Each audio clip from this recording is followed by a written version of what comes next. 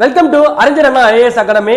நாம ரொம்ப நாளா எதிர்பார்த்துட்டு இருந்த இந்த டிஆர்பி மூலமா நடத்தக்கூடிய பிளாக் எஜுகேஷன் ஆபீசர், இந்த வட்டார கல்வி அலுவலர் அப்படின்ற ஒரு நோட்டிபிகேஷன் இந்த நவம்பர் மாதம் 2025 பார்த்தீங்கன்னா வெளிவர போகுது. இந்த எக்ஸாமுக்கு யாரெல்லாம் தகுதி, நாமெல்லாம் தகுதியா?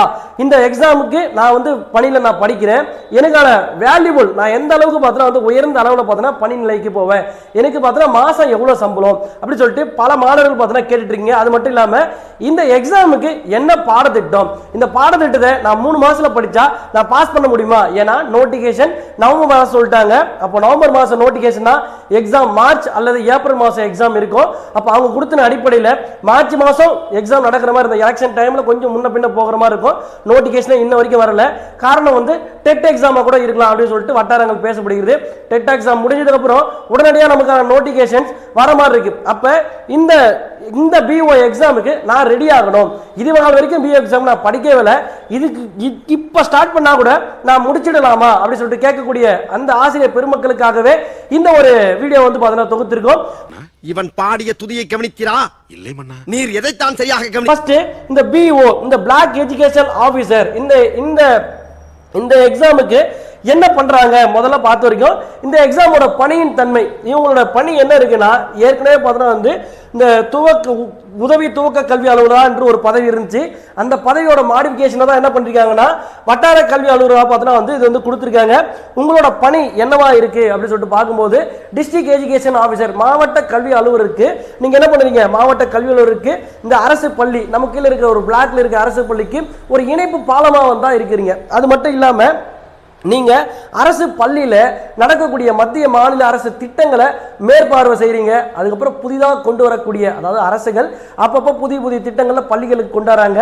அது மத்திய அரசு கொண்டாந்தாலும் சரி, மாநில அரசுகள் கொண்டாந்தாலும் சரி, அந்த திட்டங்களை சிறப்பாக எடுத்து போய் எல்லா பள்ளிகளுக்கு கொண்டு போய் சேர்க்கிறாங்களா, அந்த விஷயம் சிறப்பாக செயல்படுதா அப்படின்னு சொல்லிட்டு ஒரு முழு செக்மெண்ட், ஒரு கண்காணிப்பாளராகவே பார்த்தா இருப்பீங்க. இதை நம்ம ஒரு ஜென்ரலா சொல்லணும் போனா இந்த குரூப் 1 கேட்டகரி டிஎன்பிசியில் ஒரு மாவட்ட ஆட்சியர் எப்படி இருப்பாரோ அதே போல நீங்க என்ன பண்ணலாம், ஒரு எச்எம், அதாவது உங்க கீழே வந்து ஒரு பிளாக் இருக்கு இல்ல, எச்எம்க்கு எல்லாமே நீங்க ஒரு சுப்பீரியர் ஆபீசரா இருப்பீங்க. உங்களுக்கு எல்லாமே இருக்க போறாங்க. அப்ப இந்த எக்ஸாமுக்கு என்ன சார் கல்வி தகுதி அப்படி சொல்லிட்டு நம்ம பாக்குறோம். அதுக்கு முன்னாடி ஒரு சின்ன விஷயத்தை பார்த்துலாம். இந்த நோட்டிபிகேஷன், நமக்கு நோட்டிபிகேஷன் பொறுத்த வரைக்கும் எப்போ வர மாதிரி இருக்கு, இந்த பிளாக் எஜுகேஷனோட நோட்டிபிகேஷன் 2025 நவம்பர் மாதம் நோட்டிபிகேஷன் வெளியே வர மாதிரி இருக்கு. அப்ப இந்த நோட்டிபிகேஷன் வெளியே வந்துருச்சு. இப்போ இந்த நோட்டிபிகேஷன்ல எவ்வளவு வேகன்சி இருக்கு, இந்த நோட்டிபிகேஷனுக்கு எவ்வளவு வேகன்சி இருக்கு அப்படின்னு சொல்லிட்டு பார்க்கும்போது 51 வேகன்சி சொல்லியிருக்காங்க. ஆனால் வேகன்சி இன்னும் கூடலாம். ஏன்னா இப்போ இருக்கு நிறைய பணியாளர்கள் பார்த்தோன்னா வந்து ரிலீவ், அதாவது பணி ஓய்வு பெற்றிருக்காங்க. அப்போ அந்த ஓய்வு பெறனால இன்னும் முறை பார்த்தோன்னா வந்து உங்களுக்கு பார்த்தோன்னா இன்க்ரீஸ் ஆகிறதுக்கு வாய்ப்பு இருக்குது. சரிங்க சார், சம்பளம் எவ்வளோ இருக்குது அப்படின்னும் போது இது வந்து பார்த்தோன்னா லெவல் 18 சம்பளம், அதாவது லெவல் 18 வந்து கொடுக்குறாங்க. ஒரு 36,900 1,60,60,000 ரூபாய் இருக்கும். ஏறத்தாழ குறைஞ்சபட்சம் ஒரு 60,000 ரூபாய்க்கு மேலே பார்த்தோன்னா உங்களுக்கு சம்பளம் கிடைக்கிற மாதிரி இருக்கும். சரிங்க சார், இந்த எக்ஸாம் ரைட்டு, நீங்கள் 60,000 சம்பளம் சொல்லிட்டீங்க. நான் வந்து டெட் எக்ஸாம் எழுதினா கூட நான் வந்து கொஞ்சம் இதுவாக தான் இருக்கும். இப்போ நான் அடுத்த இதே தான் அந்த லெவல் நான் படிக்க போகிறேன். ஏற்கனவே டெட் எக்ஸாம் படிச்சுட்டேன். அந்த படித்த விஷயத்த இன்னும் கொஞ்சம் மெருகேற்றி, இப்போ படிச்சு ஸ்கூல் லெவலில் நம்ம படிச்சிருப்போம், இப்போ நம்ம டிகிரி ஸ்டாண்டர்ட் லெவலில் நம்ம வந்து படிக்கிற மாதிரி இருக்கும். அப்படின்னா இந்த எக்ஸாமுக்கு இதுக்கு முன்னாடி எவ்வளோ கட் ஆஃப்லாம் வந்திருக்கு அப்படின்னு சொல்லிட்டு நம்ம பார்க்கணும். அப்போ இந்த எக்ஸாமுக்கு கட் ஆஃப் பார்க்கறதுக்கு முன்னாடி இந்த எக்ஸாம், இந்த பிஓ எக்ஸாம் எப்பப்பெல்லாம் நடந்திருக்கு அப்படின்னு சொல்லிட்டு பார்க்கும்போது 2019 ஒரு எக்ஸாம் நடந்திருக்கு. அது கூடவே பார்த்தோன்னா வந்து 2023 இந்த பிஓ எக்ஸாம் நடந்திருக்கு. 2019 நடந்த எக்ஸாமுக்கு கட் ஆஃப் எவ்வளோ இருந்திருக்கு அப்படின்னு பார்க்கும்போது 92 கேள்விகள் பார்த்தோன்னா வந்து கட் ஆஃப் 92 கேள்விகள் போட்டவங்களுக்கு வேலை கிடைச்சிச்சு. சரிங்களா, ஏன்னா அந்த டைம் பார்த்தோன்னா வந்து 100க்கு மேலே பார்த்தோன்னா வந்து பணியிடங்கள் இருந்துச்சு. அதாவது 97 வேகன்சி ஃபர்ஸ்ட் கொடுத்தாங்க. அதுக்கப்புறம் முடியும் போது வந்து 120 வேகன்சியா மாறுச்சு. அப்ப அந்த வேகன்சில நமக்கு 92 கேள்வி போட்டவங்களுக்கு வேலை கிடைச்சிச்சு. அதே போல 2023 நடந்த எக்ஸாமுக்கு 33 வேகன்சி தான் இருந்துச்சு. இந்த 33 வேகன்சிக்கு 102 பணியிடங்கள், அதாவது 102 கொஸ்டின் போட்டவங்களுக்கு என்ன கிடைச்சு, வேலை கிடைச்சு. ஃபர்ஸ்ட் இந்த கட் ஆஃப்லாம் எப்படி சார் ப்ரெடிக்ட் பண்ண முடியும் அப்படின்னு சொல்லிட்டு பார்த்தோம்னா, இந்த 2023 நடந்த எக்ஸாமுக்கு ஒரு 35,000 நபர்கள் பார்த்தோன்னா இந்த எக்ஸாம் எழுதுறாங்க. இந்த எக்ஸாம் எழுதின மதிப்பெண்ணில் நமக்கு வேகன்சி எவ்வளோ, 33 வேகன்சி இருக்கு. இந்த 33 வேகன்சியை 1.25, அதாவது ஒரு பணிக்கு 1.25 அப்படின்ற ஒரு அந்த ரேஷியோவில் தான் வந்து நம்மள கூட போகிறாங்க. அதாவது உங்களுக்கு எக்ஸாம் முடிச்சுட்டு ரிசல்ட் விடும்போது உங்களோட மார்க்கோட பார்த்தோன்னா விடுவாங்க. அதன் அடிப்படையில் பார்த்தோன்னா வந்து உங்களுக்கு கொடுப்பாங்க. அது மட்டும் இல்லாமல் என்ன ஒரு விஷயம் இருக்குன்னா, நம்மளோட கட் ஆஃப் ப்ரிடிக்ஷன்ன்றது எக்ஸாமோட கொஷின் பேப்பரை வச்சு தான் தீர்மானிக்கப்படும். 2019 92 கேள்விகள் தான் போட்டுருக்காங்க. ஏன்னா அன்னைக்கு இருந்த விழிப்புணர்வு எப்படி இருந்துச்சு, இன்னைக்கு இருக்க காலகட்டத்தில் விழிப்புணர்வு இருக்கு. இன்னைக்கு உதாரணத்துக்கு எடுத்துக்கிட்டா நம்ம அப்ப என்னன்னா இதுக்கு வயதுலாம் தடை இல்லை, இந்த வயசு தான் இருக்கணும். நம்ம இந்த தகுதி முடிச்சிருக்குமா, இந்த எஜுகேஷன் நம்ம முடிச்சிருக்குமா, இந்த குவாலிஃபிகேஷன் நம்ம இருந்தால் மட்டும் போதும். நம்ம என்ன பண்ணலாம், ஈஸியாக நம்ம இந்த எக்ஸாமை கிளியர் பண்ணலாம். அது கொஞ்சம் டெடிகேஷனாக படிக்கணும். இதனால் வரைக்கும் டெட்டுக்கு படிச்சிங்க, இந்த படித்த விஷயத்தை இன்னும் கொஞ்சம் மெருகேற்றி படிக்கிற மாதிரி இருக்கும். வேற எதுவும் புதுசாக படிக்க போகிறதில்ல, இருக்கிற விஷயம் தான். ஆனால் அந்த படித்த விஷயத்தை இன்னும் கொஞ்சம் டெவலப்பாக இன்டெப்த்தாக கொஸ்டின் கேட்பாங்க. கூற்று காரணங்களாக பார்த்தோன்னா அமைஞ்சிருக்கும். அந்த சைக்காலஜி பார்த்தோன்னா கொஞ்சம் டிகிரி ஸ்டாண்டர்ட் லெவலில் போயிருக்கும். அப்போ அதுக்கேற்ற மாதிரி நம்ம என்ன பண்ணோம், ரெடியாக ஆகிற மாதிரி இருக்கும். அப்போ கட் ஆஃப் எப்படி ப்ரிடிக்ட் பண்ணோம்னா, நம்ம போட்டித் தேர்வர்கள் எவ்வளோ பேர் அப்ளை பண்ண போகிறாங்க, அந்த டைம் டியூரேஷன் எப்படி இருக்க போகுது, நம்மளோட சூழ்நிலை எப்படி இருக்க போகுது. ஏன்னா அந்த 3 மணி நேரம் தான் நம்ம படித்தாலும் மார்க் டெஸ்ட் நம்ம நிறைய எழுதினாலுமே நம்மளோட அந்த மார்க்கை தீர்மானிக்கக்கூடிய எந்த இடமா தான் இருக்குன்னா அந்த எக்ஸாம் எழுதுகிற 3 மணி நேரம் தான் இருக்கும். இந்த கட் ஆஃப் பற்றி பார்த்தோன்னா ஃபஸ்ட்டு பயப்படக்கூடாது. நம்ம உதாரணத்துக்கு 100க்கு மேலே நம்ம கேள்வி போட்டால் கண்டிப்பாக பார்த்தோன்னா என்ன பண்ணலாம், இந்த பிளாக் எஜுகேஷன் ஆஃபீஸரை நம்ம இந்த வருடம் பார்த்தோன்னா பணி பெற்றோம். சரி, நம்ம ரைட். அதுக்கப்புறம் வேற என்ன இருக்கு, நமக்கு எக்ஸாம். இந்த எக்ஸாம் எப்போ நடக்க போகுது நம்ம சொல்லியிருக்கோம், மார்ச் மாதம் நடக்கிற மாதிரி இருக்கு. நம்ம எலெக்ஷன் டேட் இன்னும் அறிவிக்கல, 2026 எலெக்ஷன் இருக்க போகுது. அப்போ எலெக்ஷன் பேஸ் பண்ணி தான் நமக்கு என்னது நோட்டிஃபிகேஷனும் வரும். அது கூடவே என்ன இருக்கும், இந்த எக்ஸாம் டேட்னு பார்த்தோன்னா வரும். இந்த ஏஜ் லிமிட் அப்படின்னு இருக்கு. சார் எனக்கு நான் வந்து 55 வயசு ஆகுது, நான் எப்படின்னா வந்து அந்த எஜுகேஷன் நான் ரொம்ப பார்த்தீங்கன்னா ஒரு சில விஷயங்களில் எனக்கு ரொம்ப கஷ்டமாயிடுச்சு. நான் கண்டிப்பாக அந்த பிஓ ஆகிட்டு நான் அந்த சீட்டில் உட்காந்து நான் ஒரு பெரிய என்னால் வந்து புது புது சாதனைகளை நான் பண்ண போகிறேன், மாணவர்கள் எடுத்துமே கொண்டு சேர்க்க போகிறேன். என்னால் இந்த விஷயத்தை நான் பண்ண முடிஞ்சிச்சு. நான் வந்து எச்சமாக இருக்கும்போது நான் என் பள்ளிக்கு இந்த விஷயத்தை சிறப்பாக கொண்டு போய் கொடுத்தேன். இப்போ நான் ஒரு பிளாக் எஜுகேஷன் ஆஃபீஸர் ஆகிட்டு என் பிளாக்ல இருக்கிற மொத்த பள்ளிகளும் பார்த்தோன்னா வந்து நிறைய விஷயங்களை கொண்டு போய் கொடுக்க போகிறேன்னு சொல்லிட்டு 55 வயசில் நீங்கள் ஆசைப்பட்டாலும் சரி, அதே விஷயத்தை 22 வயசுல நீங்க ஆசைப்பட்டாலும் சரி, என்ன நீங்க ஈஸியா செய்யலாம். அதுக்கு முதல்ல வயது வரம்பு என்னன்னா 21 மாதம் எஜுகேஷன் குவாலிஃபிகேஷன் அடிப்படையில் பிஎஸ்சி ஒரே ஒரு டிகிரி நம்ம முடிச்சிருந்தா போதும், பிளஸ் அடிஷனலா பிஎட் முடிச்சிருக்கணும். இந்த 2 டிகிரி நம்ம முடிச்சிருக்கிற மாதிரி இருக்கணும். நம்ம ஏஜ் நம்ம பின்னாடி, அதாவது எஜுகேஷன் குவாலிஃபிகேஷன் நம்ம பின்னாடி பார்க்கலாம். ஏஜ் அதிகபட்ச வயது வரம்பு என்ன இருக்கணும்னா, நம்ம தமிழ்நாட்டை சேர்ந்தவங்க, இப்போ நம்ம தமிழ் அதர்ஸ் இல்லை, நம்ம வந்து பிசி, எம்பிசி, எஸ்சி, எஸ்டி இந்த கேட்டகரியில் இருக்கோம் அப்படின்னீங்கன்னா நீங்கள் எத்தனை வயசு வரைக்கும் எழுதலாம், 57 வரைக்கும் நீங்கள் எக்ஸாம் எழுதலாம். அதுவே வெளி மாநிலத்தவர் இந்த எக்ஸாம் எழுத வருவாங்க, வெளி மாநிலத்தில் எழுதுவாங்க. அப்போ வந்து ஒரு சிலர் என்ன பண்ணுவாங்க, ஜென்ரல் கேட்டகரியில் வருவாங்க. அப்போ இந்த மாதிரி ஜென்ரல் கேட்டகரி வரக்கூடிய இப்போ ஓசி நபர்கள்லாம் ஜென்ரல் கேட்டகரி வருவாங்க. அப்போ அந்த ஜென்ரல் கேட்டகரி வரக்கூடிய நபர்களுக்கு என்ன வயசு அப்படின்னும் போது 35 வயது வரைக்கும் பார்த்தோன்னா பண்ணலாம், அவங்க தேர்வு எழுதலாம். அப்போ இந்த எக்ஸாமுக்கு வயது வரும் என்ன, வயது ஒரு தடையே இல்லை. நம்ம ஆளுங்களுக்கு 57 வயசு வரைக்கும் நம்ம எக்ஸாம் எழுதலாம், இந்த எஜுகேஷன் குவாலிஃபிகேஷன் இருந்தால். சரி, அந்த எஜுகேஷன் குவாலிஃபிகேஷன் நம்ம பார்த்துக்கலாம். ரைட். அதுக்கப்புறம் பார்த்தீங்கன்னா வந்து இந்த எக்ஸாம் எஜுகேஷன் குவாலிஃபிகேஷன் நம்ம சொன்னோம். இந்த எஜுகேஷன் குவாலிஃபிகேஷன் என்ன, ஃபர்ஸ்ட் என்ன பண்ணிருக்குன்னா, நீங்க பிஏ அல்லது பிஎஸ்சி இந்த ரெண்டுத்துல ஏதாவது ஒன்று முடிச்சிருக்கணும். பிஏனா படிங்க, பிஎஸ்சினா படிங்க. அந்த பிஏ பிஎஸ்சியில் என்ன படிச்சிருக்கணும் அப்படி பார்க்கும்போது தமிழ் முடிச்சிருக்கலாம், இங்கிலீஷ் முடிச்சிருக்கலாம், மேக்ஸ் முடிச்சிருக்கலாம், ஃபிசிக்ஸ் முடிச்சிருக்கலாம், கெமிஸ்ட்ரி முடிச்சிருக்கலாம், பாட்னி முடிச்சிருக்கலாம், ஜுவாலஜி முடிச்சிருக்கலாம். அப்புறம்னா சயின்ஸ், அதாவது பயாலஜி, இந்த சயின்ஸ் ஃபுல்லாமே நீங்கள் முடிச்சிருக்கலாம். அதே போல் ஹிஸ்ட்ரி ஆர்ட்ஸில் வரும்போது ஹிஸ்ட்ரி முடிச்சிருப்பீங்க, அதுக்கப்புறம் ஜாகிரஃபி முடிச்சிருப்பீங்க. ஆனால் எக்கனாமிக்ஸ், காமர்ஸ் இது முடிச்சவங்களுக்கு இந்த எக்ஸாமுக்கு எலிஜிபிளான்னு பார்த்தோன்னா இந்த எக்ஸாமுக்கு நீங்கள் எலிஜிபிள் இல்லை. காமர்ஸ், கம்ப்யூட்டர் சயின்ஸ் இந்த கேட்டகரி, எக்கனாமிக்ஸ் இவங்க என்ன பண்ணலாம், இந்த எக்ஸாமுக்கு எலிஜிபிள் இல்லை. இது முன்னாடி வரைக்கும். இப்போ நமக்கு இப்போ வரக்கூடிய நோட்டிஃபிகேஷனில் உங்களுக்கும் சேர்த்து எலிஜிபிள் அப்படி சொல்லிட்டா அது ஒரு வாய்ப்பு. நீங்கள் வந்து கோரிக்கை வச்சிருந்தா, நீங்கள் ஏற்கனவே பலர் கோரிக்கை வச்சிருக்காங்க, எங்களுக்கு இந்த வாய்ப்பு கொடுங்க அப்படி சொல்லிட்டு கேட்டிருக்காங்க. அப்போ அது மாதிரி கேட்டால் உங்களுக்கு வாய்ப்பு வரலாம். அது வந்து நோட்டிஃபிகேஷன் வந்ததுக்கப்புறம் தான் நம்ம சொல்கிற மாதிரி இருக்கும். இன்னைக்கு இருக்கிற தகவல் அடிப்படையில் இந்த கேட்டகரியில் இருக்க நபர்கள், அதாவது பிஏ பிஎஸ்சியில் இந்த டிகிரிலாம் முடித்தவங்க ப்ளஸ் பிஎட், இந்த பிஎட் பட்டதாரிகள் முடிச்சவங்க என்ன பண்ணலாம், இந்த விஷயத்துக்கு நம்ம எலிஜிபிளாக இருக்கும். சார் ரைட் சார், எல்லாமே ரைட்டு சார். இப்போ நான் வந்து ஒரு பிஏஓ நான் ஆக போகிறேன். இந்த பிஓவுக்கு நான் வந்து இந்த வருஷம் இந்த ஆண்டு நடக்கக்கூடிய இந்த எக்ஸாமில் பிஓஓ நான் மாறி எனக்கு கீழே இருக்கிற ஸ்கூலில் ஒரு தரம் மிகுந்த, இந்தியாவிலேயே தரம் மிகுந்த ஒரு பள்ளி, அந்த ஒரு வட்டாரமாக மாற்றினா நான் வந்து மாற்ற போகிறேன் அப்படின்னு சொல்லிட்டு இருந்தாலுமே அதுக்கு பார்த்தோன்னா குவாலிஃபிகேஷன், அதாவது என்னென்ன எக்ஸாமோட பேட்டர்ன் இருக்குது. ஏன்னா நமக்கு நமக்கு 100 கேள்வி தேவை. இன்னி இருக்கிற காலகட்டத்தில் ஸ்மார்ட் ஒர்க் முக்கியமா, ஹார்ட் ஒர்க் முக்கியமா அப்படின்னு சொல்லிட்டு பார்த்தோம்னா எது முக்கியம் போது ஸ்மார்ட் ஒர்க்கு கூட ஹார்ட் ஒர்க், ஸ்மார்ட் ஒர்க்கோட கூடிய ஹார்ட் ஒர்க் தான் வந்து முக்கியம். ஹார்ட் ஒர்க் மட்டும் இருந்தால் முடியாது, அதே ஸ்மார்ட் ஒர்க் மட்டும் இருந்தால் முடியாது. அதே ஸ்மார்ட் ஒர்க்கோட கூடிய ஹார்ட் ஒர்க், எதை எப்படி செய்யணும் அந்த விஷயத்தை சரியாக செஞ்சாதான் நமக்கு என்ன பண்ணுவோம், நமக்கு கிடைக்கிற மாதிரி இருக்கும். அப்போ நமக்கு இந்த எக்ஸாமுக்கு என்ன பேட்டர்ன் அப்படின்னு சொல்லிட்டு நம்ம பார்க்க போகிறோம்.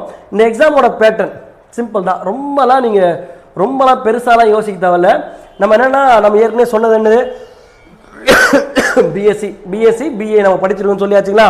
அப்போ நீங்கள் படித்த பாடத்திட்டத்திலிருந்து ஒரு 110 கேள்விகள் பார்த்தோன்னா கேட்க போகிறாங்க. அது எப்படி இருக்கும் அப்படின்னா பொதுத்தாளாக இருக்கும். தமிழ், இங்கிலீஷ் பாருங்க, தமிழ் இருக்கும், இங்கிலீஷ் இருக்கும், மேக்ஸ் இருக்கும், ஃபிசிக்ஸ் இருக்கும், கெமிஸ்ட்ரி இருக்கும், பயாலஜி இருக்கும், பயாலஜி ஃபுல்லாக இருக்கும், ஹிஸ்ட்ரி இருக்கும், பாலிட்டி இருக்கும், ஜாகிரஃபி இருக்கும், எக்கனாமிக்ஸ் இருக்கும். அப்போ இது எல்லாமே பார்த்தோன்னா கொண்ட ஒரு செக்மெண்ட்டாக தான் இந்த 110 கேள்வி வந்து இருக்கும்.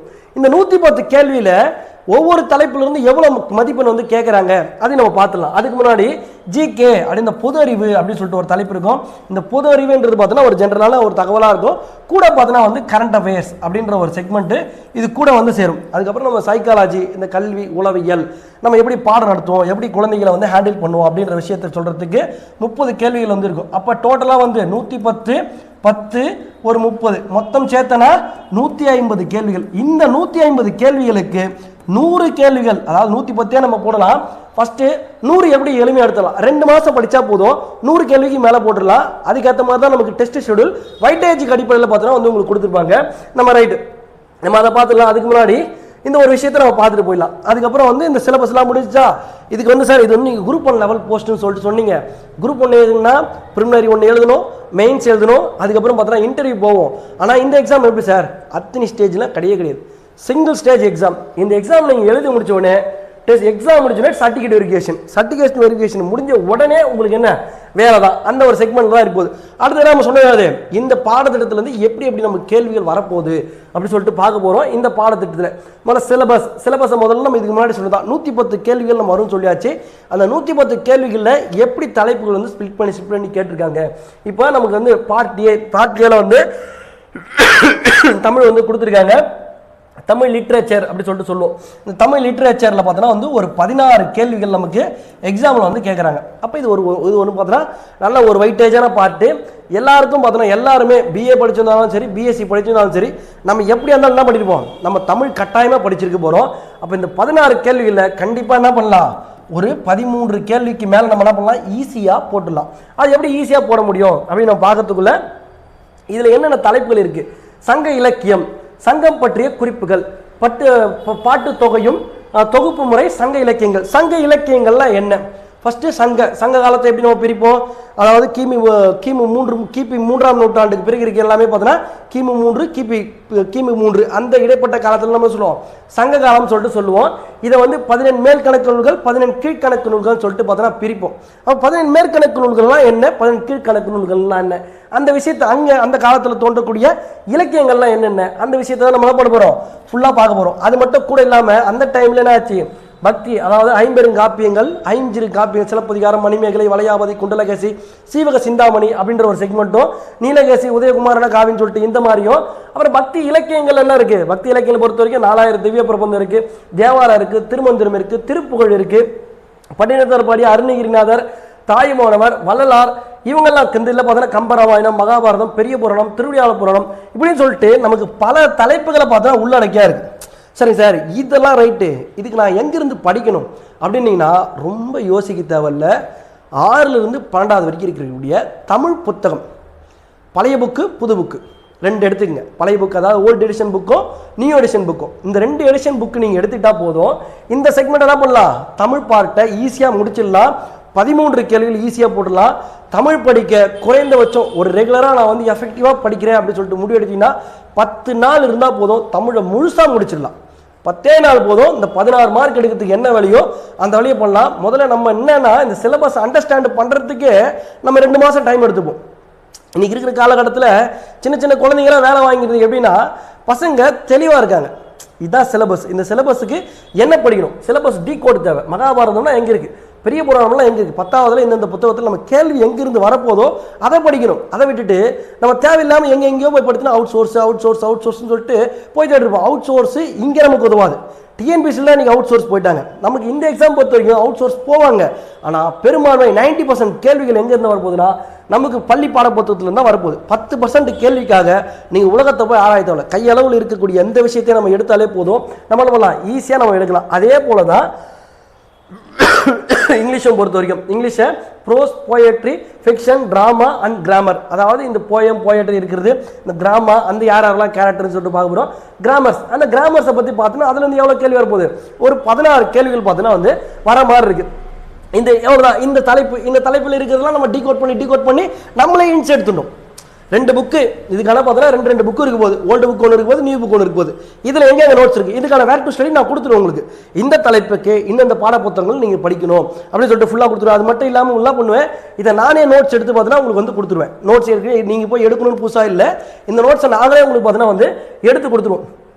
அதுக்கப்புறம் பார்த்தீங்கன்னா வந்து கணிதம் எல்லாருக்கும் பார்த்தோன்னா வந்து சார் என்ன சார் எங்களுக்கு வந்து இருக்கிறதுலே பார்த்தோன்னா வந்து கஷ்டமான தலைப்பாக எது இருக்குன்னு பார்த்தோன்னா வந்து கணிதம் தான் இருக்கும். இந்த கணிதத்தை மட்டும் கொஞ்சம் ஏதாவது ஒன்று பண்ணி விடுங்க. கணிதம் எல்லாருக்குமே பார்த்தோன்னா வந்து கஷ்டமான தலைப்பாக எது இருக்குன்னா கணிதம் அப்படின்ற ஒரு தலைப்பு தான் இருக்கும். இந்த கணிதம் எப்படின்னு இருக்குன்னா கணிதம் மற்றும் அறிவு கூர்மை அப்படின்றாங்க. இதுக்கு என்ன சார் படிக்கணும் அப்படின்னா இதுக்கும் எங்கே நீங்கள் படிக்க தேவையில்ல, இதுக்கும் என்னதான் ஸ்கூல் புக்கு தான். ஸ்கூல் புக்கை தெளிவாக படிக்கணும். இந்த ஸ்கூல் புக் என்னன்னா உதாரணத்துக்கு நீங்கள் சதவீதம் அப்படின்னு எடுத்துக்கிட்டீங்கன்னா அந்த சதவீதத்தோட தலைப்புகள் ஆங்காங்கே பார்த்தோன்னா ஸ்பிளிட் பண்ணியிருக்கும். 6ல் இருக்கும், 8ல் இருக்கும், 9ல் இருக்கும். அப்போ இதெல்லாம் என்ன பண்ணணும்னா மொத்தமாக தொகுத்து ஒரே இடத்துல பார்த்துணும். இப்போ 6th புக்கில் இருக்கிற மேக்ஸ் நீங்கள் எடுத்து பார்த்தோன்னா அதில் நிறைய விஷயங்கள் அடுத்தடுத்து போயிட்டே இருக்கும். அப்போ அது மாதிரி மேக்ஸ் நம்ம அணுகாமல் நம்ம என்ன பண்ணால் ஒரே கோர்வையாக நம்ம பார்த்துணும். அப்போ ஒரே கோர்வையாக பார்க்கும்போது இந்த மேக்ஸில் கேட்கக்கூடிய கேள்வி ஒரு 24 கேள்விகள் நமக்கு பார்த்தோன்னா கேட்கும். இந்த மற்ற சப்ஜெக்ட்லாம் பார்த்தோன்னா நீங்கள் என்னென்னா இந்த பார்ட்டில் கேள்வி வரும் கேள்வி வரான்னு சொல்லிட்டு நம்ம ஃபிக்ஸ் பண்ண முடியாது. ஆனால் நம்ம இந்த மேக்ஸில் ஸ்பிளிட் அப்படியே நம்ம ஷோர் ஷார்ட்டாக அடிக்கலாம். சதவீதம் அப்படின்னா கண்டிப்பாக ஒரு கேள்வி 2 கேள்வி வந்துடும். எல்சிஎம் ஹெச்எஃப் கண்டிப்பாக 2 கேள்வி இருக்குது. விகிதம் விகிதாச்சாரம் கண்டிப்பாக 2 கேள்வி இருக்குது. அதே போல வந்து தனி வட்டி கூட்டு வட்டி ரெண்டுத்துமே சேர்த்து 3 கேள்வி இருக்கு. கன அளவு பரப்பளவு இந்த செக்மெண்ட்ல இருந்து கண்டிப்பா எத்தனை கேள்வி இருக்கு, 3 கேள்வி இருக்கு. அதே போல அளவு மற்றும் நேரம் இந்த வேலை நிகழ்த்தகவல் இது எல்லாமே சேர்த்து எவ்வளவு இருக்கு போகுது, இதெல்லாம் சேர்த்து ஒரு 10 கேள்விகள் இருக்கு போகுது. அப்ப ஸ்பிளிட் பண்ணி நம்ம என்ன பண்ணோம், ஒவ்வொரு தலைப்புகள் நம்ம கணிதத்தை மூவ் பண்ணும்போது என்ன நடக்கும், ஈஸியா நம்ம அப்படியே எடுத்துடலாம். இந்த நம்ம கல்லங்கா விளையாடுவோம். கல்லங்கா விளையாடும் போது நம்ம என்ன பண்ணுவோம்னா கலைஞ்சி இருக்கும். அப்போ கலைஞ்சி இருக்கும்போது நம்ம என்ன பண்ணணும், நம்ம ஏதாவது 2ஆக இருக்கும்போது தொட்டோம்னா அவுட் ஆகிடுவோம். அப்போ என்ன பண்ணணும், தொலைவு இருக்குது பார்த்தீங்களா, ஈஸியாக எங்கெங்கெல்லாம் மதிப்பெண் எடுக்க முடியுமோ அந்த இடத்துல நம்ம என்ன பண்ணோம், கட நம்ம பொறிக்கிட்டோன்னா நிறைய நமக்கு ஸ்கோரிங் வந்துடும். அதே போல் இந்த இடத்துல நம்ம என்ன பண்ணலாம், ஈஸியாக நிறைய மார்க் எடுக்கிற மாதிரி இருக்குது. அப்போ இதெல்லாம் என்ன பண்ணணும், முதல்ல கடகடன்னு முடிச்சிடணும். இப்போ நம்ம என்ன பண்ணுவோம், கஷ்டமாக இருக்கிற இடத்த அடுத்தது தான் போகும். உங்களுக்கு புரியுதுங்களா எப்படி சொல்கிறேன்ட்டு, கஷ்டமாக இருக்கிற இடத்த அடுத்தது போவோம். அப்போ அடுத்தது போகிறதுக்கு முன்னாடி நம்ம என்ன இரண்டாவதாக பார்க்கக்கூடிய தலைப்பு எதை வச்சுக்கணும்னா மேக்ஸ் பார்க்கணும். மேக்ஸ் ரொம்ப ரொம்ப ஈஸி. உங்களுக்கு பார்த்தோன்னா நம்ம கிளாஸ் நம்மளோட சேனல்லே உங்களுக்கு பார்த்தோன்னா ஃப்ரீயாக பார்த்தோன்னா வந்து மேக்ஸ் வந்து உங்களுக்கு கிளாஸ் வந்து கொடுத்துட்டே இருப்பாங்க. இந்த தலைப்பின் அடிப்படையில் உங்களுக்கு பார்த்தோன்னா ரெகுலராக மேக்ஸ் கிளாஸ் பார்த்தோன்னா கம்ப்ளீட்டாக பார்த்தோன்னா உங்களுக்கு வந்து கொடுத்துட்டே இருப்பாங்க. நீங்கள் என்ன பண்ணலாம், ஈஸியாக அந்த தலைப்பை பார்க்க போகிறீங்க, அந்த டெஸ்ட் எழுத போகிறீங்க. 25 கேள்வியிலேருந்து 25 கேள்வி டெஸ்ட் எழுத போகிறீங்க. இந்த இடத்துல ஒரு 25 கேள்வி, மொத்தம் ஒரு 50 கேள்வி ஒவ்வொரு தலைப்பும் நீங்கள் டெஸ்ட் எழுத போகிறீங்க. அந்த மாடலை தாண்டி உங்களுக்கு கேள்வியே வராது. இந்த கேள்வி வரும் நான் சொல்ல மாட்டேன், ஆனால் அந்த மாடலை தாண்டி உங்களுக்கு கேள்வி வராது. ஏன்னா அவ்வளோதான் இருக்குது மாடல், ரொம்ப நிறைய மாடல்லாம் கிடையாது.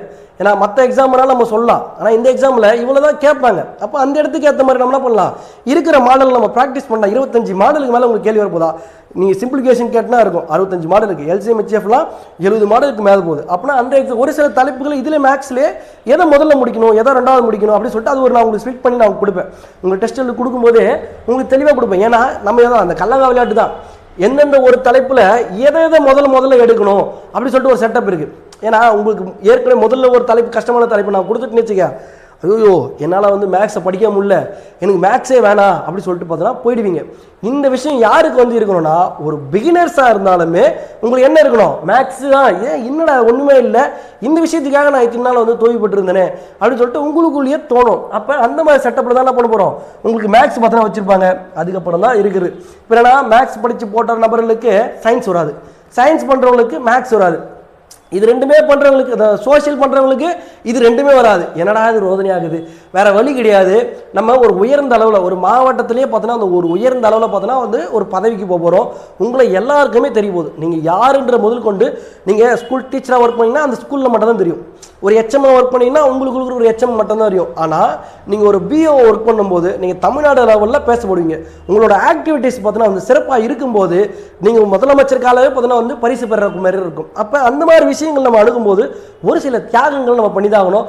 தியாகம் பண்ணும்போது ரொம்ப நாள்லாம் கிடையாது. இந்த 4 மாதம், இந்த 4 மாதத்தை தெளிவாக படித்தா மட்டும் போதும். நம்ம என்ன பண்ணலாம், இந்த விஷயத்தை ஈஸியாக எடுத்துகிட்டு போயிடலாம். அதே போல் என்ன பண்ணலாம், சயின்ஸ் ஃபிசிக்ஸில் பொறுத்த வரைக்கும் இயற்பியல், அளவுகள், அளவீடுகள், இயக்க விதிகள், விசை, வேலை, ஆற்றல் மற்றும் சக்தி, பருப்பொருளின் தன்மை, மின்சாரம், காந்தவியல், வெப்பம், ஒளி, அணுக்கரு இயற்பியல், மின் அணுக்கருவிகள், இதுக்கு நான் எங்கிருந்து படிக்கணும்? உங்கள் வேர் டு ஸ்டடி ஒவ்வொரு சப்ஜெக்ட்டுக்கும் பார்த்தோன்னா தனித்தனியாக நாங்கள் வந்து பார்த்தோன்னா இண்டிவிஜுவலாக பார்த்தோன்னா நாங்கள் உங்களுக்கு கொடுக்க சொல்லியிருக்கோம். இப்போ அடுத்தடுத்து பார்த்தோன்னா உங்களுக்கு இந்த பார்த்தோன்னா ஒளி அந்த இடத்துல எங்கே இருக்குது, 6வது புத்தகத்தில் இருக்குது, 9வது புத்தகத்தில் இருக்குது அப்படின்னு சொல்லிட்டு உங்களுக்கு ஸ்பிட் பண்ணி எந்த இயரில் இருக்குது அது முதற்கொண்டு 11th புக்கில் எங்கே இருக்குது அப்படின்னு சொல்லிட்டு உங்களுக்கு ஃபுல் விஷயத்தையும் பார்த்தோன்னா என்ன பண்ணுவோம், ஒவ்வொரு தலைப்புகளும் பார்த்தோன்னா வந்து நம்ம கொடுக்குற மாதிரி இருக்கும். ஃபிசிக்ஸ் முடிச்சிக்கலாம், அடுத்தது கெமிஸ்ட்ரி.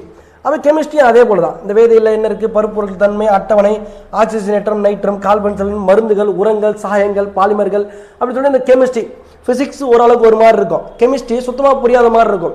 அப்போ இது ரெண்டுத்தையும் குழப்பிக்கூடாது. இதெல்லாம் எவ்வளோ கேள்விகள் வரப்போகுதுன்னா ஒரு 15 கேள்வி வரப்போகுது. சயின்ஸில் கொஞ்சம் மேஜராக ரோல் பண்ணோம்.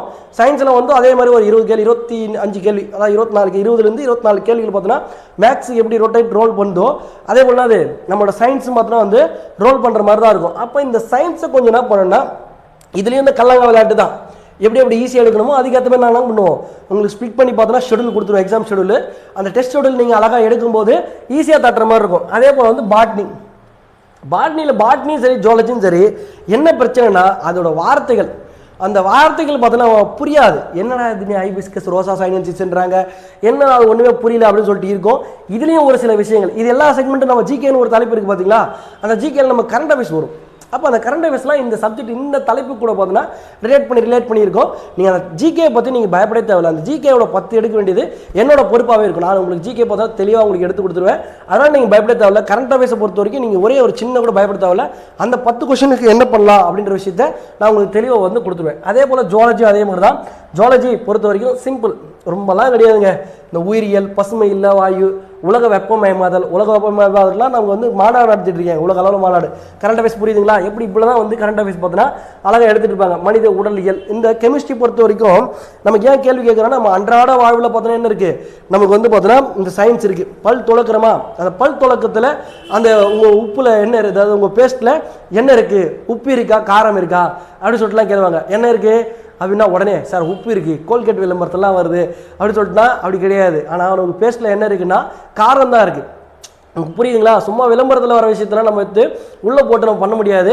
அப்போ நம்ம அந்த கேள்விகள் பார்த்தோன்னா கொஞ்சம் வேறு மாதிரி இருக்கும். அதே மாதிரி ஃபிசிக்ஸ்லாம் அப்படி தான். நம்ம ரிலேட்டட் நம்மளோட டெய்லி வாழ்க்கையில் இந்த சயின்ஸ் பார்த்தோன்னா பரிணாமத்தோடு இருக்கும். அந்த விஷயத்தை நம்ம என்ன பண்ணோம், நம்ம அதை பொருத்தி படிக்கும்போது ஈஸியாக பார்த்தோன்னா முடிக்கிற மாதிரி இருக்கும். சயின்ஸ் அவ்வளோதான். அதுக்கப்புறம் நீங்கள் வந்து ஹிஸ்ட்ரி, அதாவது ஹிஸ்ட்ரி இந்த செக்மெண்ட்டை நீங்கள் பயப்படவே தேவையில்லை. ஒன்றுமே கிடையாது இந்த கதைலாம். நீ பாட்டுன்னு சொல்லிட்டு போயிடுற ஒன்றுமே கிடையாதுன்ட்டு, படிக்கிற எங்களுக்கு தானே தெரியும் எவ்வளோ கஷ்டமாக இருக்குன்னு சொல்லிட்டு இருப்பீங்க. அப்போ உண்மையாக நான் சொல்கிறேன், ஒன்றுமே இல்லை தான். ரொம்ப ஈஸி, ரொம்ப ஈஸியாக அந்த தலைப்புகளை அழகாக பார்த்தோன்னா வந்து உங்களுக்கு ஸ்பிட் பண்ணி கொடுத்துருப்பாங்க. தென்னிந்திய வரலாறு, தமிழக பண்பாடு மற்றும் பாரம்பரிய வரலாறு, தமிழகத்தில் எப்படிலாம் இருந்தாங்க, எப்படி இருந்துச்சு, பழைய கற்காலம் புதிய கற்காலம், அந்த ஒரு செக்மெண்ட்டில் எப்படிலாம் வளர்ந்தோம், இன்றைக்கி எப்படி நாகரிகங்கள் வந்து வளர்ந்து வந்துச்சு, இன்றைக்கி நம்ம என்ன நாகரிகத்தில் இருக்கோம், இந்த மாதிரி விஷயங்கள்லாம் ஃபுல்லாக போகிறோம். ஐரோப்பியர் இருக்குது. நம்ம என்ன பண்ணால் பிரிட்டிஷ்காரர்கிட்ட வந்து ஒரு 200 ஆண்டுகளாக பார்த்தா நம்ம வந்து அடிமைப்பட்டிருந்தோம். அப்போ அந்த அடிமைப்பட்டு இருக்கிறதுக்கு முன்னாடி ஒரு காரணமாக என்ன இருந்துச்சுன்னா இந்த ஐரோப்பியர்கள் பார்த்தோன்னா உள்ளே வரான். அவன் எப்படிலாம் வந்தான், இதெல்லாம் 8வது புத்தகத்தில் இருக்குது. இந்த 8வது புத்தகத்தில் நம்ம படிச்சோன்னா வந்து இந்த பிரிட்டிஷ் ஆதிக்கம், இந்த சமூக பொருளாதார பிரச்சனைலாம் இங்கே பார்த்துடலாம். அதுக்கப்புறம் பார்த்தா இந்திய சமூக சமய சீர்திருத்தங்களின் எழுச்சிகள், இது எங்கே இருக்குது, இது 8வது புத்தகத்தில் இருக்குது, 10வது புத்தகத்தில் இருக்குது, 11வது புத்தகத்தில் இருக்குது. அப்போ இந்த தலைப்பில் நம்ம என்ன பண்ணலாம், ஈஸியாக பார்த்தோன்னா வந்து முடிச்சிடலாம். இந்த விஷயங்கள் எல்லாமே எங்கே இருக்குன்னா 6th-12th புக்கு, அதாவது 8th 10th 12th. இந்த 8th 10th 12th இந்த இடங்கள், அதாவது இந்த பார்க்கக்கூடிய தலைப்புகளை பெரும்பான்மை தலைப்புகள் பார்த்தீங்கன்னா ரோல் பண்ணும். அதே போல் நமக்கு இங்கே இந்த நாட்டில் ராஜாஜி, வஉசி, பெரியார், பாரதியார் இவங்கள மட்டும் என்ன பண்ணால் கொஞ்சம் அவுட் சோர்ஸ் போகிற மாதிரி இருக்கும். அவுட் சோர்ஸ்லாம் ஒன்றும் கிடையாது. ஜிகேல படிக்கக்கூடிய தலைப்புகளை நம்ம எங்கே படிக்கிறோன்னா தமிழே படிக்கிற மாதிரி இருக்கும். அப்போ இதுக்கு மட்டும் நாங்கள் என்ன பண்ணுவோம், உங்களுக்கு இண்டிவிஜுவலாக நாங்கள் ரெண்டுத்தையும் மெர்ஜ் பண்ணி உங்களுக்கு ஒரு PDF கொடுத்துருவோம். அதை மட்டும் நீங்கள் என்ன பண்ணால் படித்தா போதும். ரொம்பலாம் கஷ்டமே தேவையில்லை. நான் தான் சொல்லேன், ஹார்ட் ஒர்க்கு ஸ்மார்ட் ஒர்க்குன்னு கூடிய ஹார்ட் ஒர்க் தேவை. ஸ்மார்ட் ஒர்க்னா என்ன தெரியுங்களா, இந்த இடத்துல பொறுத்த வரைக்கும் என்ன படிக்கணுன்றதை நீ என்கிட்ட கொடுத்துரு. புரியுதுங்களா? நம்ம எதை படிக்கணும்னே தெரியாமல் 2 மாதம் சுற்றுவோம் சொன்னோம் பார்த்தீங்களா, அந்த மாதிரி சுற்றாதீங்க. அதை சுற்றாமல் உங்களுக்கு என்ன படிக்கணுன்றதை நாங்கள் கொடுத்துருவோம். அது ஸ்மார்ட் ஒர்க்கு. நீங்கள் என்ன பண்ணுங்கள், உட்காந்து ஹார்ட் ஒர்க் பண்ணுங்கள், நீங்கள் படிங்க. அப்போ நீங்கள் படிக்கும்போது என்ன பண்ணுவோம், இந்த ஸ்மார்ட் ஒர்க்குன்னு கூடிய இந்த ஹார்ட் ஒர்க் சேரும்போது ஆட்டோமேட்டிக்காக என்ன பண்ணுவோம், ரிசல்ட் வந்துடும். இந்த எக்ஸாமுக்கு குறைஞ்சபட்சம் 50,000 பேர் போடுவாங்க. என்ன சார் நீங்கள் 30,000 பேர் தான் போடுவாங்க அப்படின்னு சொல்லிட்டு சொன்னீங்கன்னா இப்போ கிடையாது. இன்றைக்கி இருக்கிற காலகட்டத்தில் விழிப்புணர்வு எல்லா மாணவர்கிட்டையும் இருக்குது. 50,000லேருந்து 1,00,000 பேர் போட போகிறான் இந்த எக்ஸாமுக்கு. ஆனால் படிக்கிறவங்க எவ்வளோ பேர் இருக்க போகிறோன்னா 100லேருந்து 200 பேர் தான் படிக்க போகிறீங்க. சார் என்ன சார் நாங்களாம் உங்ககிட்ட டெஸ்ட் பேட்ச் போடலான்னு இருக்கோம், நீங்கள் உடனே 100லேருந்து 200 பேர் தான் படிப்பாங்க அப்படின்னு சொல்லிட்டு சொல்கிறீங்கன்னா, நான் உண்மையாக அதாவது ஹார்ட் ஒர்க்காக படிக்கக்கூடிய நபர்கள் அவ்வளோதான் இருப்பாங்க. என்னை பொறுத்த வரைக்கும் என் மாணவர்கள் எல்லாருமே நீங்கள் என்ன பண்ணணும், உங்களோட அந்த 100ல் 200ல் ஒரு நபரை நீங்கள் என்ன பண்ணணும், உள்ளே வந்துடணும். உள்ளே வந்துட்டு ஸ்டேட் டாப்பராக நம்ம தான் இருக்கும். அதுக்கு என்ன வேலை செய்யணுமோ அந்த வேலையை உங்களுக்கு ஸ்மார்ட் ஒர்க்குன்ற ஒர்க்கை நாங்கள் உங்களுக்கு பண்ணி கொடுத்துருவோம். அந்த ஹார்ட் ஒர்க் போட நீங்கள் தயாராக இருந்தால் மட்டும் போதும். மற்ற விஷயத்தில் பண்ணலாம் உங்களுக்கு ரிசல்ட் இறைவன் நடுவில் நீங்கள் அதை நீங்கள் கொடுத்த தெய்வத்தால் ஆகாதனும் முயற்சி தன் மெய்வரத்த கூறும். இறைவனே நம்மளுக்கு கொடுக்கலாம் கூட என்ன பண்ணோம், நீங்கள் செய்த முயற்சி கண்டிப்பாக என்ன பண்ணோம், உங்களுக்கு ரிசல்ட் எடுத்துகிட்டு போய் கண்டிப்பாக வந்து கொடுக்கும். அதனால் வந்து என்ன பண்ணோம், உங்களோட ஹார்ட் ஒர்க்கு இங்கே முக்கியமாக தேவைப்படுது. அதுக்கப்புறம் பார்த்தீங்கன்னா வந்து இந்த இடத்துல வந்து கான்ஸ்டியூஷன், இந்த கான்ஸ்டியூஷன் படிக்கும்போது மட்டும் 11th 12th நம்ம போகிற மாதிரி இருக்கும். கண்டிப்பாக 11th 12th படிச்சு தான் ஆகணும். நம்ம 6லேருந்து சயின்ஸ் ஃபுல்லாக படிக்கும்போது 6லேருந்து 10th வரைக்கும் படித்தா போதும்னு சொல்லிட்டு நான் எளிமையாக சொல்லிட்டு போயிடுவேன். ஆனால் இந்த கான்ஸ்டியூஷன் படிக்கும்போது 11th 12th கண்டிப்பாக படித்தாகணும். அதே போல் வந்து அடுத்த தலைப்புகளாக வரும்போது இந்த எக்கனாமிக்ஸ் படிக்கும்போது எக்கனாமிக்ஸில் பெரும்பான்மை தலைப்புகள் எங்கே தான் இருக்குன்னா இதுவும் தான் இருக்குது, 11th 12th தான் இருக்குது. அப்போ அந்த 11th 12th நீங்கள் என்ன பண்ணணும், கண்டிப்பாக பார்த்தீங்கன்னா வந்து படித்து தான் ஆகணும். அப்போ அடுத்ததாக பார்க்கணும் ஜாகிரஃபி வந்து பெரும்பான்மை எடுத்துன்னா சிம்பிளாக முடிச்சிடலாம். இந்த 10th 7 லெசன் இருக்கும். டிஎன்பிஎஸ்சிக்கு அதுதான். அந்த 10th 7 லெசன் நீங்கள் படிச்சுட்டுனா 6 கொஸ்டின் வந்துடும். அவ்வளோதான். நான் தான் உங்களுக்கு சொல்கிறீங்களே, என்னென்ன படிக்கணுன்றதை ஈஸியாக டீகோட் பண்ணிடலாம். அதை நீங்கள் படித்து நீங்கள் என்ன பண்ணணும், வெளியில் கொண்டாடணும். எப்படி கேட்டாலும் அந்த கேள்வியை அணுகணும். ஏன்னா இன்றைக்கி இப்போ நீங்கள் டெட் எக்ஸாம் எழுத போகிறீங்க. அந்த எக்ஸாம் எழுதிட்டு வந்து நீங்களே இந்த வீடியோ முன்னாடி பார்க்குறதாலும் சரி பின்னாடி பார்க்கறதாலும் சரி டெட் எக்ஸாம் எழுதிட்டு வாங்க. அதோட கேள்வி தரம் எப்படி இருக்குன்னு சொல்லிட்டு பாருங்கள். அது கொஞ்சம் எளிமையாக இருக்கும். ஆனால் இந்த கொஸ்டின் எப்படி இருக்குன்னா கொஞ்சம் மாடரேட்டாக இருக்கும். இது என்ன அப்படி சொல்லிட்டு இது கேட்பாங்க, இது இல்லாதது எது அப்படி சொல்லிட்டு கேட்பாங்க. நம்ம கேள்வி பார்த்தோன்னா என்ன பண்ணுவோம்னா உடனே அந்த கேள்வி பார்த்தோன்னா உடனே அந்த ஆன்சரை டிக் பண்ணுவோம். ஆனால் இங்கே இல்லாதது எதுன்னு கேட்டிருக்கான்றதை நம்ம டெஸ்ட் ப்ராக்டிஸ் பண்ணும்போது நமக்கு என்ன வரும், அந்த செக்மெண்ட் வரும். அந்த செக்மெண்ட்லாம் நான் உங்களுக்கு நீங்கள் ப்ராக்டிஸ் டெஸ்ட் எழுத என்ன பண்ணுவோம், நான் உங்களுக்கு அதை கொண்டாந்துருவோம். நீங்கள் அதை வந்து பயப்பட தேவையில்லை. ரைட். அடுத்ததாக பார்க்கக்கூடிய என்ன தலைப்புனா அந்த திட்டங்கள், இந்த எக்கனாமிக்ஸ் இதை தான் சொல்லியாச்சு. உங்களுக்கு எக்கனாமிக்ஸ் இதெல்லாம் வந்து 11th 12th தான். நம்ம ஃபுல் அண்ட் ஃபுல் பார்த்தீங்கன்னா வந்து 11th 12th இருக்குது. அது வரைக்கும் முடிச்சு இந்த ஜாகிரஃபி இந்த கரண்ட் அஃபேர்ஸை பற்றி நீங்கள் என்ன பண்ணலாம், சுத்தமாக பயப்படவே தேவையில்லை. கரண்ட் அஃபேர்ஸை பொறுத்த வரைக்கும் உங்களுக்கு ஏற்கனவே நடத்தியாச்சு. அதாவது நாங்கள் நடத்திடுவோம். என்னென்ன விஷயம் ஒரு தலைப்புக்கும் ஸ்ப்ளிட் பண்ணி உங்களுக்கு எக்ஸாம் போகிறதுக்கு முன்னாடி ஒரு ரிவிஷனுக்காக ஒரு ஷார்ட் மெட்டீரியலாகவும் பார்த்தோன்னா உங்களுக்கு நான் இது கொடுத்துருவோம். உங்களுக்கு டேட்டு அதாவது ஒவ்வொரு தலைப்பு வரும்போதும் அந்தந்த விஷயம் கொடுத்துருவோம். இப்போ உதாரணத்துக்கு விளையாட்டு, வரலாற்று நிகழ்வுகள், அறிவியல் தொழில்நுட்பம் அப்படின்லாம் வரும்போது அங்கே நம்ம ஃபிசிக்ஸில் என்ன அறிவியல் தொழில்நுட்பம் போகிறது, கெமிஸ்ட்ரியில் என்ன அறிவியல் தொழில்நுட்பம் போகிறது, பயாலஜியில் என்ன அறிவியல் தொழில்நுட்பம் போகிறதுன்றதெல்லாம் நம்ம அப்படியே பார்த்து கொடுத்துடலாம். அதனால் நீங்கள் இந்த நான் ஏற்கனவே சொன்னதான் ஜிகே பார்ட்டு நீங்கள் என்ன பண்ண தேவையில்ல, பயப்படவே தேவையில்லை. அதுக்கு இது வருது இருக்கிறதுலே நல்ல தலைப்பு சைக்காலஜி. இதுக்காக தான் நம்ம என்ன பண்ண போகிறோம்னா வேலைக்கே போக போகிறோம். ஆனால் இந்த தலைப்பில் 30ல் தலைவா நீ நினைக்கிற மாதிரி 30க்கு 30 போகிறது இல்லை தலைவா, ரொம்ப கஷ்டம் தலைவா அப்படின்னு சொல்லிட்டு பலர் சொல்லுவாங்க. ஆனால் 25க்கு மேலே நம்ம போடலாம். இதுக்கு என்ன பண்ணால் புரிதல் வேணும். அந்த கேள்வியோட அணுகுதல் புரிதல் பார்த்தோன்னா இருந்துச்சுன்னா நம்ம என்ன பண்ணலாம், ஈஸியாக வந்து முடிச்சிடலாம். இதில் வந்து மனப்பாடம் பண்ணக்கூடிய இந்த உளவியல் தலைப்புகளில் மனப்பாடம் பண்ணக்கூடிய செக்மெண்ட் எவ்வளோ இருக்க போகுதுன்னா கம்மியாக தான் இருக்கும். மனப்பாடம் பண்ணுறது பார்த்தீங்கன்னா 50% இருக்குன்னா 50% நீங்கள் இந்த எக்ஸாமுக்கு இந்த சைக்காலஜி நீங்கள் படிக்காமலே போனாலே 12லேருந்து 15 கொஸ்டின் பார்த்தோன்னா நீங்கள் இந்த இடத்த மட்டும் நீங்கள் ஈஸியாக போடுவீங்க. அப்போ அந்த 15லேருந்து 30 கேள்வி 15லேருந்து 25 கேள்வி போடுறதுக்கு தான் நம்ம என்ன பண்ணோம், ஃபுல்லாக வந்து மெனக்கட்டுற மாதிரி இருக்கும். இதில் ஒரு 10 தலைப்பு இருக்குது. 30 கேள்வி கேட்க போகிறாங்க. 10 தலைப்பு இருக்குது. அப்போ ஒரு தலைப்புக்கு எத்தனை கேள்வி வரப்போகுதுன்னா 3 கேள்விகள் வரப்போகுது. இதில் நான் உங்களுக்கு சொல்லுவேன், ஸ்ப்ளிட் பண்ணி உங்களுக்கு சொல்லுவேன், இந்த தலைப்பு கொஞ்சம் மக்கப் பண்ணுற மாதிரி இருக்கும், இந்த தலைப்பு நீங்கள் என்ன பண்ணலாம், ஈஸியாக புரிஞ்ச கேள்வி அட்டன் பண்ணலாம் அப்படின்னு சொல்லிட்டு உங்களுக்கு டெஸ்ட், நம்ம டெஸ்ட் நீங்கள் பேட்சில் இருக்கும்போது உங்களுக்கு இன்ஸ்ட்ரக்ஷன் அந்தந்த டெஸ்ட் வரும்போது உங்களுக்கு வாய்ஸ் மெசேஜாக வந்து போட்டுருவாங்க. அந்த ஜூம் மீட்லேயும் பார்த்தீங்கன்னா உங்களுக்கு வந்து பார்த்தீங்கன்னா தெளிவாக வந்து சொல்லிடுவாங்க. ரைட்டு. அதுக்கப்புறம் அவ்வளோதான் இந்த 10 தலைப்புகள். இந்த 10 தலைப்புகள் நம்ம முடிச்சிட்டுனா ஈஸியாக இதுக்கப்புறம் உங்களுக்கு வேர் டு ஸ்டடின்றது ஒரு ஸ்டடி வந்து கொடுப்போம். அந்த வேர் டு ஸ்டடி அடிப்படையில் நீங்கள் என்ன பண்ணலாம்,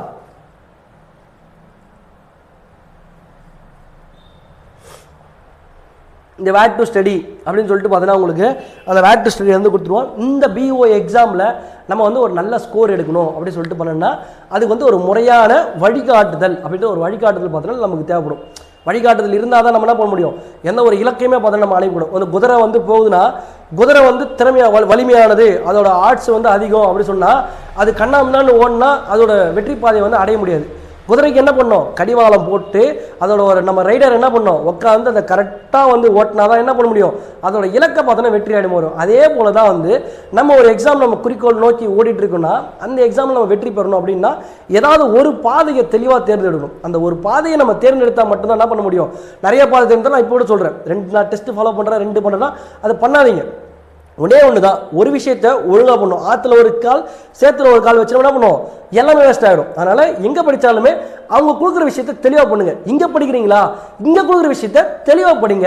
ஈஸியாக என்ன பண்ணலாம், கிளியர் பண்ணுறதுக்கு நாங்கள் கேரண்டியாக இருப்போம். இங்கே இந்த பேட்சில் நீங்கள் சேரணும், அதாவது ஹெச்எம் மாஸ்டர் அப்படின்னு சொல்லிட்டு பார்த்தீங்கன்னா வந்து உங்களுக்கு ஒரு பேட்ச் பார்த்தீங்கன்னா வந்து டெஸ்ட் பேட்ச் பார்த்தீங்கன்னா வந்து ரிலீஸ் பண்ணுறாங்க. நம்ம அறிஞர் அண்ணா நம்முடைய அறிஞர் அண்ணா ஐஏஎஸ் அகாடமி சார்பில் பார்த்தீங்கன்னா வந்து நம்முடைய பிஓ எக்ஸாமுக்காக ஸ்பெஷலாகவே என்ன பண்ணுறோன்னா ஹெச்எம் மாஸ்டர் அப்படின்னு சொல்லிட்டு ஒரு பேட்ச் பார்த்தீங்கன்னா ரிலீஸ் பண்ணுறோம்.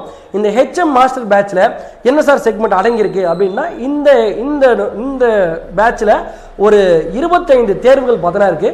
அது மட்டும் இல்லாமல் ஒரு 5 முழு மாதிரி தேர்வுகள் 5 வச்சிருப்போம். நம்ம எக்ஸாம் தள்ளி போனால் அது 10 கூட மாறும். எக்ஸாம் வந்து கொஞ்சம் முன்னாடிக்கே நடந்துச்சுன்னா அது 3 இருக்கும். அப்போ 25 தேர்வுகள் தலைப்பு வாரியாக நீங்கள் என்ன பண்ண போறீங்கன்னா முடிக்கிற மாதிரி இருக்கும்போது ஒரு 3 முழு மாதிரி தேர்வுகள் அல்லது 5 அல்லது 10, அதாவது ஒரு 35 தேர்வுகள் நீங்கள் என்ன பண்ண போறீங்க எழுதுற மாதிரி பார்த்தீங்கன்னா உங்களுக்கு கரெக்டாக வந்து ஸ்ப்ளிட் பண்ணி உங்களுக்கு ஷெடியூல் வந்து கொடுத்துருவோம். அந்த ஷெடியூல் வேணும்னா நம்மளுடைய அகாடமி நம்பர் 93638200 அப்படின்ற எண்ணுக்கு பார்த்தீங்கன்னா வந்து நீங்கள் தகவல் கேட்டுப்பட்டுருக்கலாம். இல்லை சார் எனக்கு நீங்கள் வந்து பார்த்தீங்கன்னா இந்த எப்படி படிக்கணும் இதுக்கான வேர் டு ஸ்டடிலாம் நீங்கள் கொடுங்க, அதுக்கப்புறம் இந்த டெஸ்ட் ஷெடியூல் கொடுங்க அப்படின்னு சொல்லிட்டு கேட்டிங்கன்னா நீங்கள் வாட்ஸ்அப்பில் மெசேஜ் பண்ணுங்கள். ஆட்டோமேட்டிக்காக உங்களுக்கான எல்லா தகவலையும் பார்த்தீங்கன்னா நம்ம அகாடமி சார்பாக வந்து வழங்கிடுவாங்க. நம்மளோட இலக்கு என்னன்னா இந்த உலகத்தில் நம்ம யாருன்னு கேட்டோம், எதுக்காக பிறந்தோன்ற விஷயத்த நம்ம இங்கே நிரூபிக்க வந்திருக்கோம். அந்த விஷயத்தை தெளிவாக செஞ்சிடலாம். இந்த முறை வெற்றி நமது. தேங்க்யூ.